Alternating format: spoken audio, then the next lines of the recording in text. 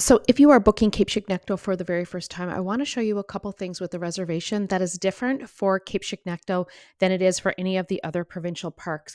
So, when you go in to create your reservation, please remember, make sure you go in about an hour before booking time and make sure you're logged in. That is going to save you a ton of time going through all the reservation and then having to actually sign in.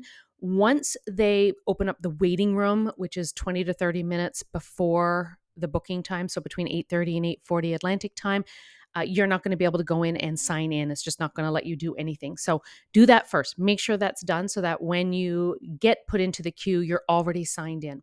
The next thing you have to remember, don't just jump down here to click in all parks because you're not going to find Cape Chignecto. You have to click this one here first. Most important thing to do, click the Cape Chignecto backcountry. That is the first thing you need to do. Then you can go ahead and pick your dates, whatever you want that date to be, the party size, and your tent. All right. And then you're going to click search. This is where it gets really important. On the map, each of the sections, whether it's the list or the map, each of the sections is broken down. So you have Eatonville Seal Cove, Keyhole Brook, Big Bald, Little Bald, Refugee Cove and Millbrook, and then the New Yarmouth and Christie Field.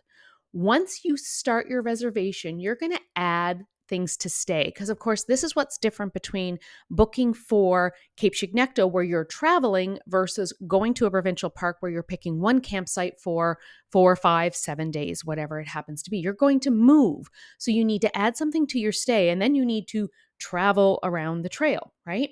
So let's say we're going to go to Refugee Cove for the first night. We're going to click on that area for Refugee Cove. You're going to have all the campsites. If they're green, that means they're available. If they're red, it's not.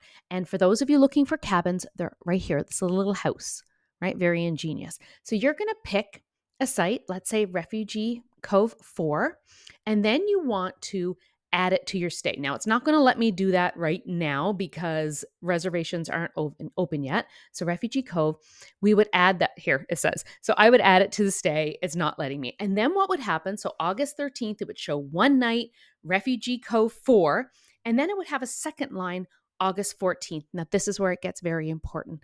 Please do not, when you want to get back to that full map and you want to move along, say if you want to go to Big Bald Rock for the second night, do not hit your back button up here.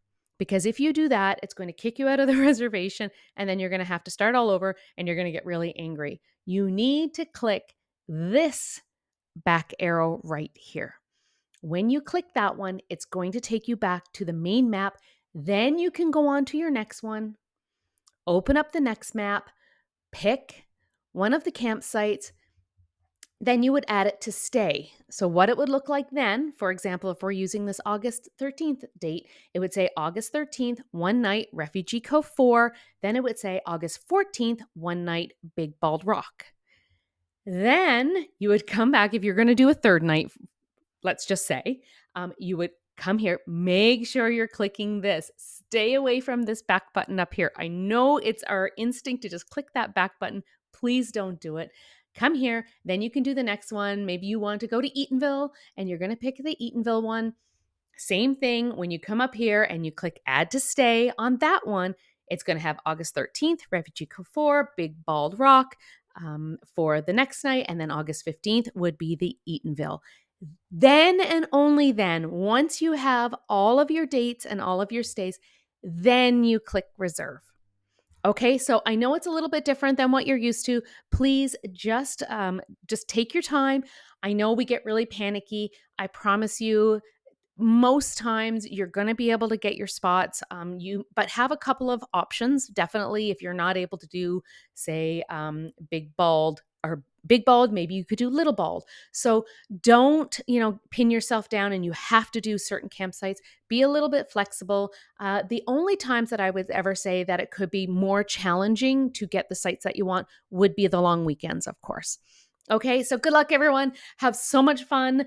Get this done. Maybe you need a couple of devices if that makes you feel better. Just stay calm.